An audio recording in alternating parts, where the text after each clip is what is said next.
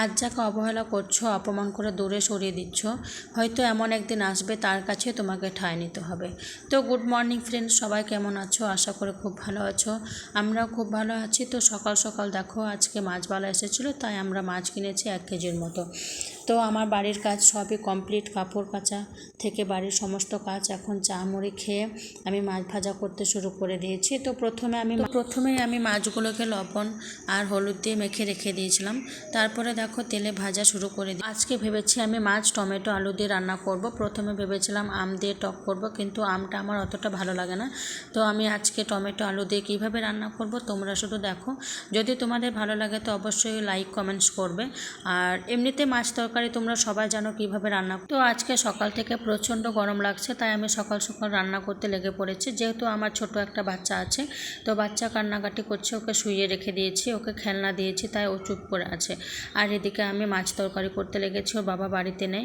তো এই যে আলু দেখছো, আলুটাকে আজকে সানা পড়তে গেছে টিউশন, তাই আজকে সিধুকে কোলে নেওয়ার কেউ নেই, সিধুকে শুইয়ে দিয়েছি। অবশ্য সিধু ঘুমালে পরে আমার আর কোনো চিন্তা নেই, তবে এখনও ঘুমাচ্ছে না। আর এদিকে দেখো আমি আলুগুলোকে লাল করে ভেজে নিয়েছি, তুলে দিচ্ছি।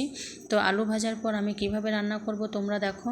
আর আমি অনেক কিছু মশলা দিয়ে রান্না করছি না, শুধু জিরে মশলা দিয়ে রান্না করছি।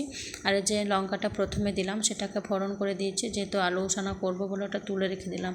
তো পেঁয়াজটাকে ফ্রাই করছি, দেখো পেঁয়াজ ফ্রাই হয়ে যাওয়ার পর আমি টমেটোগুলো দিয়ে দেবো। আর এদিকে আমার বোনের আসার কথা, তো এখনও আসেনি, কখন আসবে কে জানি, কেন যে দেরি করছে। 11টা বেজে গেছে। আমার বোন এলে পরে আমি অনেকটা হালকা হয়ে যাব, বাড়ির কাজগুলো আরামসে করতে পারবো। তো দেখি কখন আসে। তো ফ্রেন্ডস, আমাদের এখানে 3-4টে আম গাছ থাকা প্রচুর হনুমান আসে, আম গাছে প্রচুর আম ফলেছে, তো আম খুব খায়। হনুমান এসে আমগুলোকে সব নষ্ট করে দিচ্ছে, অর্ধেক করে খাচ্ছে, অর্ধেক করে ফেলে। জিরে গুঁড়ো, লঙ্কা গুঁড়ো, হলুদ গুঁড়ো জলে গুলে রেখে দিয়েছিলাম, তো এখন সেগুলো দিয়ে দেবো।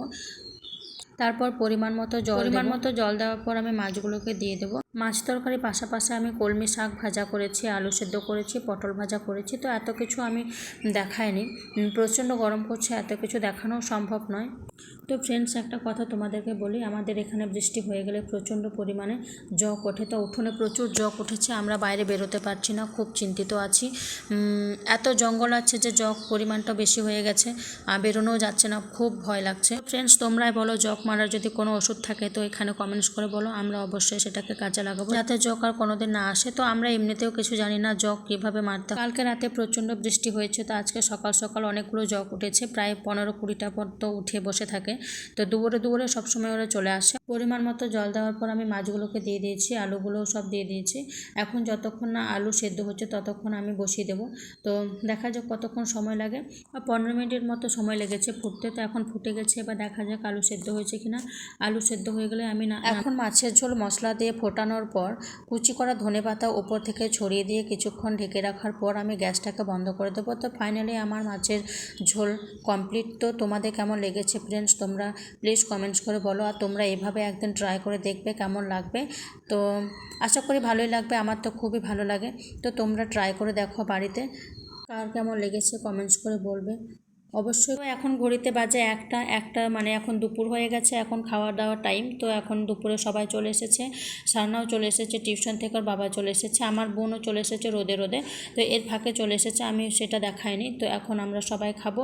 এই যে মাছগুলোকে আমি কড়াই থেকে তুলে বাটিতে রেখে দিয়েছি। তো কেমন লেগেছে তোমরা দেখো, ঝোলটা তো দারুণ লাগছে, দারুণ দারুণ।